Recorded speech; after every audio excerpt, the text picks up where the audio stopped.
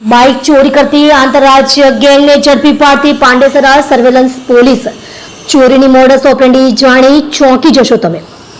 Pandesara police દ્વારા રીઢા અને શાતિર ચોરો રોહિત રાઠોડ, ઉપેન્દ્ર શર્મા અને આર્યન સિંઘનાઓને ત્રણેય આરોપીની ધરપકડ કરી સુરત શહેરમાં બાઇક ચોરીની ઘટનાઓથી પરેશાન લોકોને રાહત મળે તેવા સમાચાર સામે આવ્યા છે. પાંડેસરા પોલીસે શહેરના અલગ અલગ વિસ્તારોમાંથી બાઇક ચોરી કરતી એક સક્રિય ગેંગનો પર્દાફાશ કર્યો છે. 14 બાઇક કબજે, 3 આરોપીઓ ઝડપાયા. પાંડેસરા પોલીસે ચોક્કસ બાતમીના આધારે કાર્યવાહી કરીને 3 આરોપીઓને ઝડપી પાડ્યા છે. આરોપીઓની પૂછપરછના આધારે પોલીસે ચોરી કરેલા કુલ 14 વાહનો કબજે કર્યા છે, જેની કિંમત લાખો રૂપિયા થવા જાય છે.